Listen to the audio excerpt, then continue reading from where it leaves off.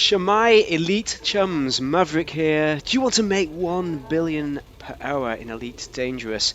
Well, I'll show you how. This is all about Thargoid Orthus hunting at the Spire sites. Yes, it's become a bit more difficult recently, but it's still easy, with some guidance from me, of course. For this video, I'll take you through the ideal beginner's build, then onto tactics. Use the chapters if you want to skip parts.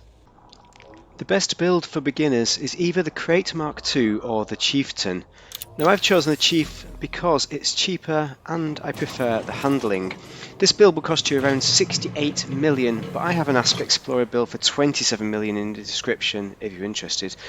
I have used no engineering or Guardian unlocks for this build. So, for weapons, we can use gimbaled weapons because Thargoids cannot jam them. So the AX multi-cannon is going to be the best all-rounder as it can destroy scouts quickly and can be used on Orthus once their shields are down. You could use some Guardian weaponry in these large or medium slots and the pre-engineered plasma or shards or the standard Gauss cannon are the best, but just bear in mind they can get smashed by Thargoid Pulse Wave. The burst lasers will allow you to tag the Orthus once without wasting any MC ammo, and they will also help with the scouts. But in an engineered build, then the long range thermal vent laser will help you with the cooling and is by far the better choice. Utility mounts. Use the advanced Xeno scanner. This will help you scan the Goids to track their shields and hull health. Don't buy the cheaper one as it has limited range. The shutdown field neutralizer.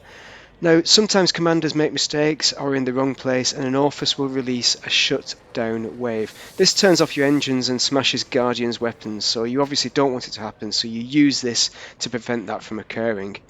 The heatsink launcher, now this is an essential kind of thing for transit to the Spire because when you try and get interdicted you hit the heatsink and silent running to escape. But you will also need to use it after overheating to burn off caustic. But if you had it unlocked, for example the Caustic Sink launcher would be superior for sure. Core internals.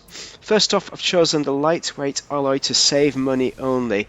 So it's recommending you get military grade as soon as possible because the more hull you have, the better. But all my testing has been done on this lightweight alloy build. For the power plant, you could get a 6C for cheapness, but I put a 6A in because eventually you're going to have to optimize to a 6A as you build this ship up in the future. FSD, so again could be cheaper, but it will take you a long time to fly out with a 19 light year jump range as it is. Thrusters 6A for performance of course, and life support. I've gone for an A here. You could go for a D if you want to synth the oxygen etc or do other options, fix it. That is a cheaper option. Power distributor 6A always because you need your guns to be firing on all 4 cylinders. Sensors 4D for lightweightness. Okay, so going through to the optional internals. First off, you might notice this is a shieldless build. You could wang a shield in there. But use a biweave if you do because it will be going on and off because when you burn off the caustic the shields will go down. But what we'll need for this build is repair limpets. So this is probably the most important part of the build. Ideally you want 32 capacity limpets or 64 as you've got here to help out some chums there. Repair limpet controller is best with a 3A because this will repair the most damage. You could go for a 3D to save weight, but the 3A has more range to help chums really, so 3D is also good. You could also go for a 3B Xeno limpet controller, so you get this in the multi-controllers somewhere, so there we go. And this is much worse at repair capacity, so you definitely need 64 of these chums to do this properly. But what this gives you is the option of the decontamination limpets to save on essentially burning off caustic because that will cause you damage. Okay, so hull reinforcements. This is the important bit because the more hull you have, the more protection you have against the caustic damage. So we have 5D and a 4D hull reinforcement there, and and that is the way to go.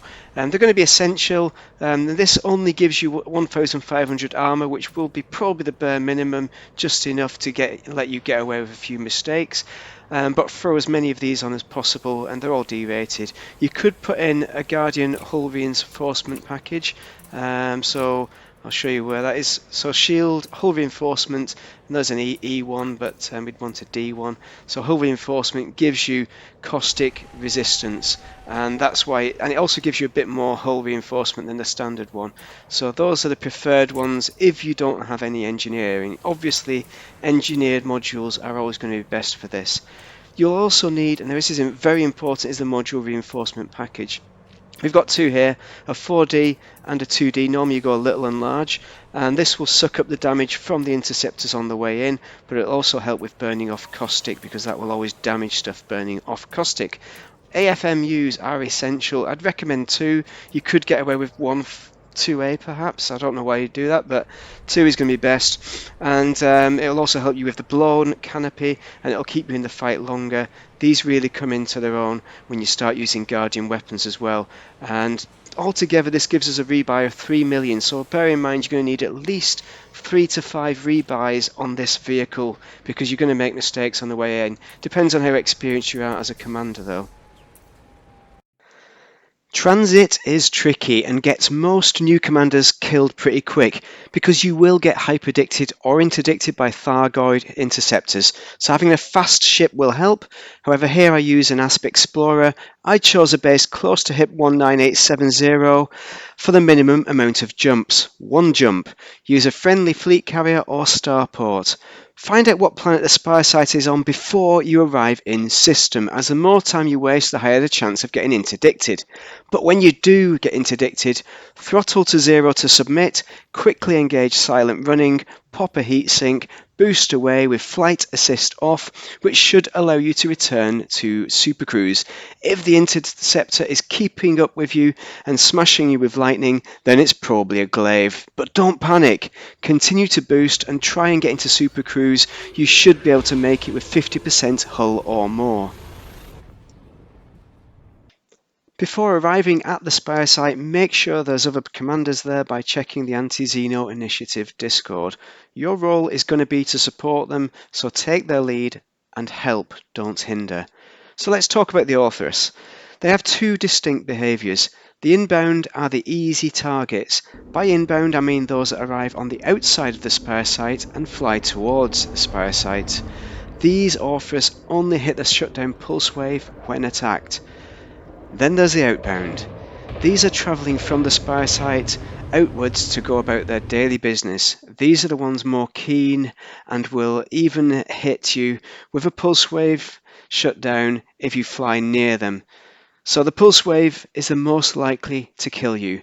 So do not boost towards the ground generally, because if your engines go offline, when the Orthus takes them offline, then a ground strike's on the cards. They also kill Guardian weapons to annoy your team. When at the Spires, turn off report crimes against me. That will prevent your chums from getting bounties from the inevitable friendly fire incidents. Your main role will be cleaning up the scouts, who can become a real problem if you let them build up. They annoyingly kill your repair limpets too, but don't worry, AX multi-cannons make short work of them. Just do not fly through their toxic remnants, or you will get caustic damage. There is a permanent caustic cloud at the Spire, so caustic damage will happen, but in this eventuality you just need to turn on silent running, boost away and blast off your lasers to overheat. This will get rid of the caustic, but it will damage your modules, so keep an eye on that and fix them with the AFMU when they get dodgy. Also, you could use the decontamination limpets to kill off the caustic, but they take a little longer, but they are probably the best option for shielded builds. Onwards to the Orthus attacks. Now you need patience for this, so fly slowly up to them and do not cross the caustic cloud in their wake. Again, more caustic damage is on the cards there. First you need to scan them, which can give you some bonus scan data too. Then you simply sit on their 6, be cautious of other commanders and wait for the shields to drop. If the Orthus is scanning like this, then you know you're onto a winner. Once the shields are down is when to attack, but wait for other commanders to take the lead, even though you can damage it now with AX multi-cannons. A concerted effort is better than a solo effort. I always start with lasers though, and only engage multi-cannons or guardian weapons when other commanders do. One thing I have not mentioned is the Banshees, which are small Thargoids that scurry about on the ground and fire caustic missiles at you. They're more of a nuisance, but sometimes the site has not been cleared of them by other commanders. In this case, you have to continue with caution, keep moving and avoid the missiles as best as possible. These missiles also shut down your drives, but for shorter periods. It's not a bust site by any means, but it just makes it a little bit more complex. At the end of the day, as soon as you hit one Orthus for 40 million, you have your rebuy and more sorted.